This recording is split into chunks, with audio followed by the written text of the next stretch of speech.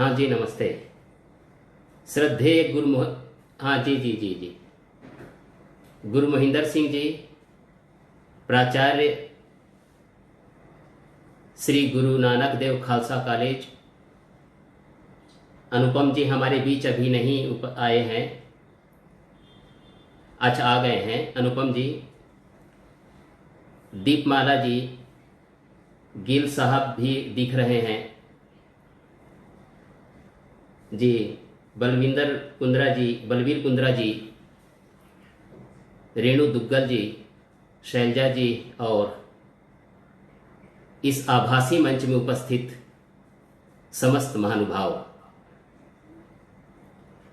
सबसे पहले तो मैं आप लोगों को हिंदी दिवस की शुभकामनाएं देता हूं, जो कल नहीं दे पाया था। आज हम हिंदी दिवस के उपलक्ष्य में हिंदी का वैश्विक परिदृश्य और रोजगार की संभावनाएं विषय पर चर्चा के लिए उपस्थित हुए हैं। इस संदर्भ में गुरु महेंद्र सिंह जी ने और रेणु जी ने कुछ संकेत कर दिया है और एक पृष्ठभूमि तैयार कर दी है। इसलिए मेरे लिए तो एक मार्ग खुल ही गया। मैं इसके इतिहास विकास की चर्चा करते हुए इसके वैश्विक रूप और रोजगार की संभावनाओं पर संक्षेप में अपनी बात रखूंगा। मित्रों, आज देश विदेश में हिंदी प्रेमी जन उत्साहित हैं और हिंदी पखवाड़ा मना रहे हैं। इससे पूरे देश में एक उत्सव का माहौल है। हमारी इस उत्सव धर्मिता से पता चलता है कि हमें हिंदी से कितना लगाव है। हिंदी मातृभाषा नहीं है, वह हमारी पहचान है। हमारी अस्मिता इससे जुड़ी हुई है। हमारी संस्कृति, परंपरा और हमारे संघर्ष के सारे आरोह अवरोह इससे संबद्ध हैं। कहना चाहिए कि हिंदी की अपनी एक विशिष्ट प्रकृति है, जो विश्व की किसी भी भाषा में नहीं है। भाषा अपने आप में एक समग्र संवेदनशील व्यक्तित्व है। उसमें अपना पूरा परिवेश समाहित होता है। वह अपने समय की अनुगूंज होती है। वह अपने समय के विवेक और प्रवाह को ग्रहण करती है। हिंदी में यह गुण विद्यमान है। यही कारण है कि आज पूरे विश्व में एक समर्थ और लोकप्रिय भाषा के रूप में हिंदी प्रतिष्ठित है। हम इस बात से अवगत हैं कि प्राचीन काल में परस्पर संपर्क स्थापित करने का कार्य संस्कृत के माध्यम से किया जाता था। आज वही कार्य उसकी उत्तराधिकारी हिंदी कर रही है। प्राप्त प्रमाणों से ज्ञात होता है कि लगभग 1100-1200 वर्षों से हिंदी संपर्क भाषा, राजभाषा के रूप में अपनी उपस्थिति दर्ज कराते आ रही है। और हम यह भी जानते हैं कि दिल्ली दीर्घकाल से शक्ति का केंद्र रही है और तब के शासकों ने अपनी आवश्यकताओं की पूर्ति के लिए यहां की प्रचलित भाषा सीखी, जिसे वे हिंदी या हिंदवी नाम से पुकारते थे। व्यवहार के दौरान उन्होंने अरबी और फारसी के शब्दों का भी समावेश किया और कालांतर में अरबी फारसी मिश्रित हिंदी शासक की और जनता के बीच संपर्क भाषा बनी। और वे जहां जहां गए इस मिश्रित भाषा को अपने साथ ले गए। परिणाम यह हुआ कि इनसे संपर्क करने वालों ने भी इसे अपनाया और धीरे धीरे एक विस्तृत भूभाग में इसका प्रयोग संपर्क भाषा के रूप में किया जाने लगा। इस प्रकार हिंदी को राजकीय भाषा होने का गौरव तो मिला ही, वाणिज्य व्यापार की दृष्टि से भी इसका बहुत प्रचार प्रसार हुआ। वहीं धार्मिक संप्रदायों ने भी हिंदी का व्यापक रूप में प्रयोग किया। नाथ संप्रदाय के योगियों और सिद्धों ने अपने संप्रदाय और सिद्धांतों के प्रचार प्रसार के लिए इसका प्रयोग किया। भक्ति आंदोलन के दौरान इसका खूब प्रचार हुआ। कबीर, दादू, नानक, रैदास, तुलसी आदि संतों भक्तों की वाणी ने हिंदी को गौरव प्रदान किया। बाद में भी नवजागरण के समय भी जिस किसी समाज सुधारक, पत्रकार, साहित्यकार अथवा बुद्धिजीवियों ने देश की एकता और अखंडता का स्वप्न देखा, उनकी दृष्टि हिंदी की तरफ ही गई। राजा राम मोहन राय, केशव चंद्र सेन, दयानंद सरस्वती, बाल गंगाधर तिलक, गांधी, सुभाष चंद्र बोस सभी ने हिंदी को राष्ट्र की संपर्क भाषा बनाने का पक्ष लिया। पंडित युगल किशोर शुक्ल, श्याम सुंदर सेन, भारतेंदु हरिश्चंद्र, बाल मुकुंद गुप्त, अंबिका दत्त व्यास, महावीर प्रसाद द्विवेदी, माधवराव सप्रे, माखनलाल चतुर्वेदी, निराला, प्रेमचंद, गया प्रसाद शुक्ल शनैही, रामधारी सिंह दिनकर सभी राष्ट्रप्रेमी साहित्यकारों ने पूरे देश में हलचल पैदा कर दी। तो हिंदी के बल पर भारतेंदु ने भाषा की सार्थकता और जातीय चेतना को रेखांकित करते हुए कहा, निज भाषा उन्नति है, सब उन्नति को मूल। यह निज भाषा का ही सवाल नहीं था, इसमें निज जन की मुक्ति की आकांक्षा भी थी। निज भाषा, निज राष्ट्र का कल्याण भाव भी इसमें समाहित था। यदि यह कहें कि प्रसाद, पंत, निराला ने जिस ऊंचाई को प्राप्त किया वह उनकी गहरी समझ और अचूक अभिव्यक्ति ही नहीं, हिंदी भाषा की शक्ति का परिणाम भी है, तो कोई अत्युक्ति नहीं। इसलिए आज जो हिंदी के चुकने की बात करते हैं जो लोग, अथवा उसके पिछड़ेपन की बात करते हैं, वे हिंदी की शक्ति और सामर्थ्य को पहचानने में भूल करते हैं। यह ठीक है कि आज भाषा एक ज्वलंत समस्या है और इसके केंद्र में है हिंदी।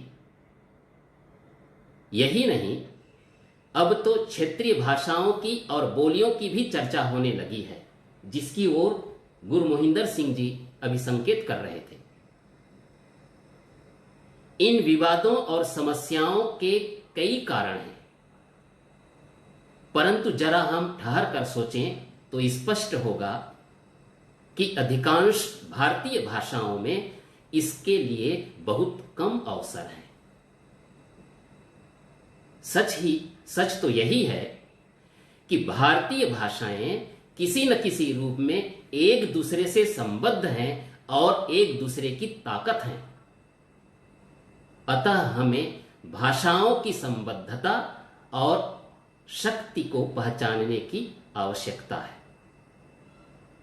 हां, इतना अवश्य है कि समय द्रुत गति से बदल रहा है, लोगों की मानसिकता बदल रही है और शीघ्र लाभ पाने की बात की जा रही है। किंतु यहां ध्यान देना चाहिए कि हिंदी ने भी समयानुसार अपने को बदला है। अब उसकी प्रयोजनीयता स्वयं सिद्ध है। यह तकनीकी की भाषा हो गई है, सूचना और प्रौद्योगिकी की भाषा है, इंटरनेट और कंप्यूटर की भाषा है, ज्ञान विज्ञान की भाषा है। हिंदी सूचना विस्फोट, सूचना क्रांति जिसको हम कह रहे हैं, के इस दौर में सबसे आगे है।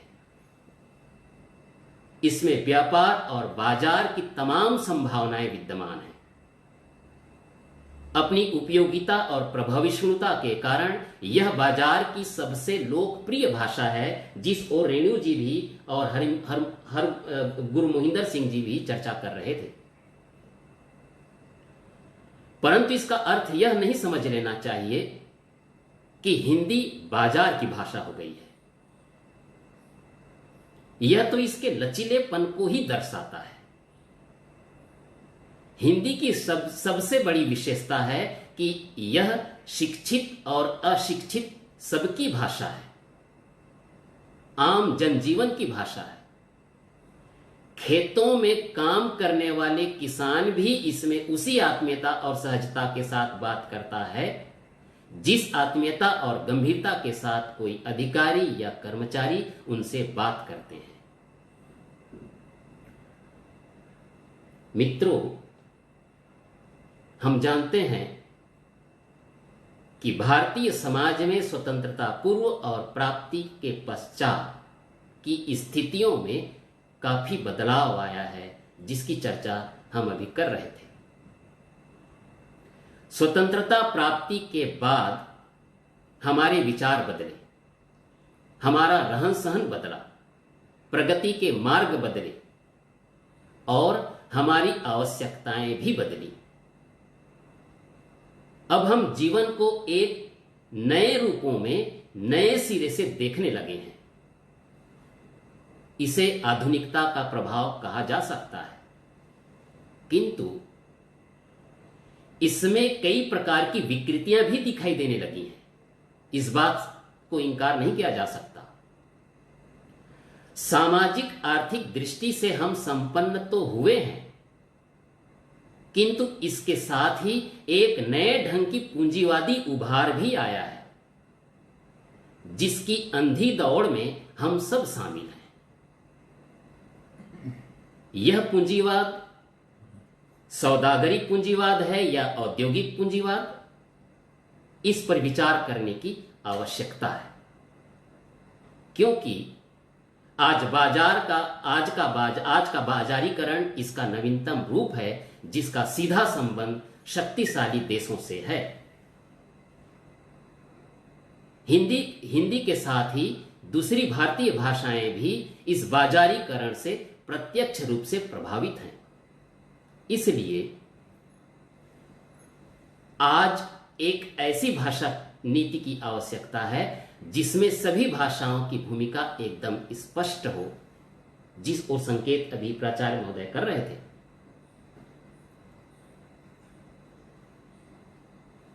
जिसमें सभी भाषाओं की भूमिका स्पष्ट हो और भाषाओं के हितों में किसी भी प्रकार का कोई टकराव ना हो। आज हम नई शिक्षा नीति 5-3-3-4 लागू करने जा रहे हैं। लगता है इसमें सभी भारतीय भाषाओं और बोलियों को लाभ मिलेगा, क्योंकि इसमें विषय वस्तु पर अधिक जोर दिया गया है और एक प्रकार का खुलापन भी है। इस नई शिक्षा नीति के अनुसार हम शिक्षा के दौरान बीच में ही अपनी धारा बदल सकते हैं, अपना स्ट्रीम बदल सकते हैं और विज्ञान के साथ साथ साहित्य या संगीत का भी चुनाव कर सकते हैं। इस प्रकार मनपसंद रोजगार के क्षेत्र में जा सकते हैं। परंतु अभी भी यह स्थिति एकदम स्पष्ट नहीं है, जहां तक मैं समझ पा रहा हूं। खैर, किसी भी भाषा को 4 रूपों में देखा जा सकता है: जनभाषा, संपर्क भाषा, राजभाषा और राष्ट्रभाषा। यहां यह उल्लेख करना चाहिए कि भारतीय संविधान की धारा 343 के अनुसार हिंदी को राजभाषा और धारा 351 के अनुसार उसे जनभाषा की मान्यता प्रदान की गई है। इस प्रकार हिंदी के 2 रूप बन गए। पहला, उसे राजभाषा के रूप में सरकारी संरक्षण मिला और दूसरा जनभाषा के रूप में वह जन के बीच भाषा प्रयोग की माध्यम बनी। वहीं तीसरी बात जो बहुत मार्के की है कि संपर्क भाषा के रूप में वही भाषा प्रतिष्ठित हो सकती है जिसकी व्यावहारिक उपयोगिता सबसे अधिक हो, यानी सर्वव्यापकता इसके लिए अनिवार्य है। हिंदी में यह गुण है। अब रहा सवाल राष्ट्रभाषा का, जिसकी मांग वर्षों से हो रही है। भाषा प्रयोग के रूप में हिंदी से किसी दूसरी भाषा को कोई आपत्ति नहीं है, जहां तक मैं समझता हूं, न ही हिंदी को दूसरी भारतीय भाषाओं से। फिर यह मसला सुलझ क्यों नहीं रहा है, इस पर बहुत गंभीर होकर हमें सोचना चाहिए। हिंदी में रोजमर्रा की भाषा, गली बाजार की भाषा होने से लेकर राष्ट्रीय अंतर्राष्ट्रीय स्तर की भाषा की तमाम अपेक्षाओं और आवश्यकताओं को पूरी करने की शक्ति है, परंतु यह हमारी सामर्थ्य शक्ति के ऊपर निर्भर करता है कि हम उसे किस स्तर पर लेकर जाएं और कहां प्रतिष्ठित करें। सवाल भाषा की नहीं, भाषा प्रयोग की है कि इसका प्रयोग करने वाले हिंदी को किस रूप में देखना चाहते हैं। यहां संदर्भ केवल हिंदी के लिए नहीं, किसी भी भाषा के लिए है। इसलिए हमें दैनिक जीवन में हिंदी के साथ अन्य भारतीय भाषाओं का प्रयोग करना चाहिए, बोलचाल में भी और लेखन में भी, जहां तक हो सके। इससे हिंदी के साथ भारतीय भाषाएं भी समृद्ध होंगी। जाहिर है, भाषा समृद्ध होगी तो हम समृद्ध होंगे, हमारी संस्कृति समृद्ध होगी और वैचारिक आदान प्रदान मजबूत होगा। हमें यहां डॉक्टर राम मनोहर लोहिया के विचारों का सम्मान करना चाहिए। वे जितने हिंदी के पक्ष में थे, उतने ही दूसरी भारतीय भाषाओं के पक्ष में भी थे। वे भारतीय भाषाओं को अंग्रेजी से ऊपर देखना चाहते थे। उन्होंने हिंदी जाति को एक नया भाषा बोध दिया। भाषा के प्रति यही लगाव गांधी जी का भी था। 15 अगस्त 1947 को बीबीसी लंदन के एक संवाददाता को चर्चा के दौरान उन्होंने कहा था, दुनिया को कह दो गांधी अंग्रेजी नहीं जानता। मित्रों, हमने यह गलत धारणा बना ली है कि सारा संसार अंग्रेजीमय है। अंग्रेजी तो केवल 5 देशों की भाषा है और उसमें भी अंग्रेजी के समानांतर उन देशों में वेल्स, आयरिश, स्पेनिश अथवा फ्रेंच बोली जाती है। अमेरिका में स्पेनिश भाषी करोड़ों में है और कनाडा में फ्रेंच भाषी लोगों की संख्या अंग्रेजी के बराबर है। चीन को ही देख लीजिए, जिसने आज दुनिया को हिला के रख दिया है।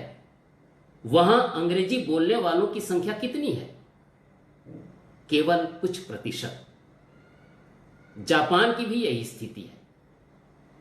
ऐसे और अनेक देश हैं जहां अंग्रेजी का प्रचलन बहुत कम है, फिर भी वहां रोजगार की रोजगार की समस्याएं नहीं हैं, संभावनाएं ज्यादा हैं। इसलिए आज जो यह प्रचारित किया जा रहा है और समझा जा रहा है कि हिंदी रोजगार देने में सक्षम नहीं है, यह धारणा गलत है। क्या अंग्रेजी पढ़ने वाले सभी को रोजगार मिल गया? हम इस बात पर भी तो विचार करें। हिंदी में आज ऐसे अनेक क्षेत्र हैं जहां रोजगार के अवसर हैं। विभिन्न प्रतियोगी परीक्षाओं के माध्यम से रोजगार तो मिल ही रहे हैं।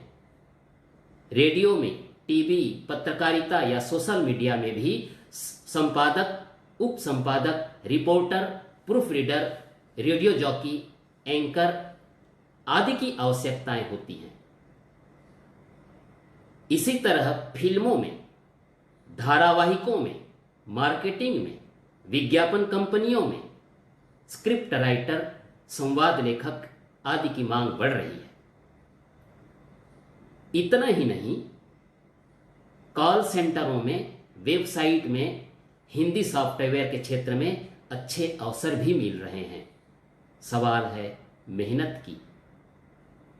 मेहनत नहीं करेंगे तो किसी भी भाषा को सीख लें, हमें रोजगार नहीं मिलेगा। अनुवादकों और दुभाषियों की मांग तो राष्ट्रीय, अंतर्राष्ट्रीय महत्व के संस्थानों में है ही। पर्यटन क्षेत्र में और होटल प्रबंधन में भी इनकी मांग बढ़ गई है। इस प्रकार केंद्र सरकार और राज्य सरकारों के विभिन्न विभागों में, राष्ट्रीयकृत एवं निजी बैंकों में, निजी संस्थानों में अनेक पद हैं जहां रोजगार मिल रहे हैं। कहने का तात्पर्य है कि वैश्विक स्तर पर जैसे जैसे हिंदी का दायरा बढ़ रहा है, सरकारी और गैर सरकारी संस्थानों में रोजगार के अवसर भी बढ़ रहे हैं। यह ठीक है कि भारत एक विशाल देश है और भारत जैसे विशाल देश में भाषा संबंधी छोटी छोटी समस्याएं होंगी, लेकिन हमें उससे घबराना नहीं है। एकजुट होकर उन समस्याओं का समाधान करना है। हमें क्षेत्रीयता और जातीयता से ऊपर उठना होगा और सभी भारतीय भाषाओं और बोलियों का सम्मान करना होगा। अन्यथा न हम रहेंगे, न हमारी भाषा रहेगी। यह अच्छी बात है कि हम में यह सजगता दिख रही है। विदेशों में रह रहे भारतवंशी भी इस ओर सजग हैं। इस दिशा में एक अच्छा पहल हो सकता है कि भारतीय भाषाओं की श्रेष्ठ कृतियों के साथ ही विदेशी भाषाओं के श्रेष्ठ साहित्य का अनुवाद करें और विज्ञान, दर्शन तथा विविध शास्त्र ग्रंथों का अपनी अपनी भाषा में अनुवाद करें। यद्यपि इस दिशा में अनेक कार्य हुए हैं, हो रहे हैं, फिर भी और अधिक कार्य करने की आवश्यकता है, ऐसा मुझे लगता है। मित्रों, एक दूसरी बात और बहुत महत्वपूर्ण बात कि आज हम पर्यावरणीय क्षरण, घातक परमाणविक मानसिकता और कोरोना जैसी महामारी के कारण विकट परिस्थिति से गुजर रहे हैं। इस विषम परिस्थिति में हम भाषा की आत्मीयता और संबल पाकर ही आगे बढ़ रहे हैं। अभी आपसे जो हम संवाद कर रहे हैं वह इसी का परिणाम है। निसंदेह इसमें सूचना और संचार क्रांति की महत्वपूर्ण भूमिका है। वैश्विक ग्राम की परिकल्पना इसी के कारण संभव हुआ है और यह दिलचस्प है कि हिंदी इसमें सबसे आगे है। अंत में कहना चाहूंगा कि हिंदी राजनीति की भाषा नहीं है। हिंदी को लेकर कोई राजनीति नहीं होनी चाहिए। यह तो मानव को जोड़ने वाली भाषा है, जीवन और जमीन की भाषा है, जागृत करने और जीवंत रखने की भाषा है। इसमें रोजगार की अनंत संभावनाएं हैं। आज इसका अंतर्राष्ट्रीय स्वरूप हम सबके सामने है, लेकिन इसके बावजूद हमें हिंदी को और अधिक सूचनापरक और ज्ञान की भाषा बनाने की आवश्यकता है। इस महत्वपूर्ण आयोजन के लिए आयोजकों को पुनः धन्यवाद। जय हिंद, जय हिंद।